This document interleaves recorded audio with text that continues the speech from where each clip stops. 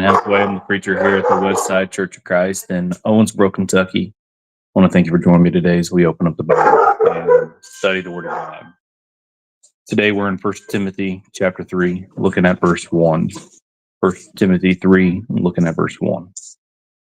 It reads here, it says, "It is a trustworthy saying, if any man aspires to the office of overseer, he desires a good work." I'm just going to look at this one verse to the point that as it talks about the overseer, and as you take time to study this verse and other verses about our leaders of the church, overseer, elder, bishop, shepherd, pastor, those all speak of the same office. As you look at the role, the context, what they're doing, those are all the same office. Those are men who are looking over the congregation, the flock of the church, and shepherding, overseeing, leading, guiding, looking out for the souls of the brethren. And so it brings out this point that if any man desires or aspires to the office, he desires a good work.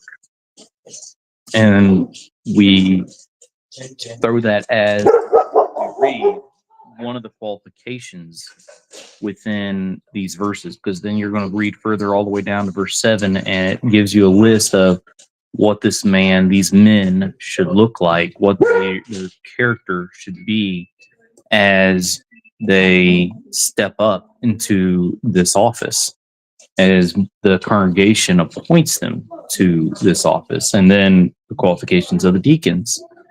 And it starts with the desire, though. You know, we need men with spouses, with wives that desire to step up and lead, to help the congregation to go in the right direction.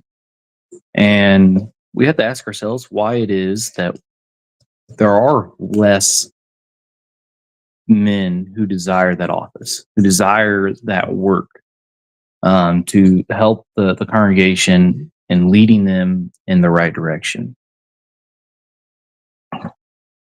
How often is it that you hear of parents trying to guide their young ones and tell them, if you live your lives correct, if you live faithfully, if you choose the right spouse, one day you could serve in this office. One day this is something you should strive for. You know, as we take time, as we're young, as we take time in choosing who you're going to marry, as you take time and living your life, growing in the grace and knowledge of the Lord, saying one day you could step up and be an elder, to be the overseer of a congregation, to help lead this congregation, because we need to teach that. Because if they don't learn to want that, to desire that, to have that in their back of their mind as they continue to grow from year to year, you know, they come to that age that their kids are grown, they're married, and oh, what, you want me to be the leader of their congregation? I've never thought about that. It's something that should be encouraged to our young ones so that they can learn to desire that, to work toward these qualifications, right? And so, just thoughts for today. Anyways, I want to thank you for joining me. Hope everybody has a blessed day.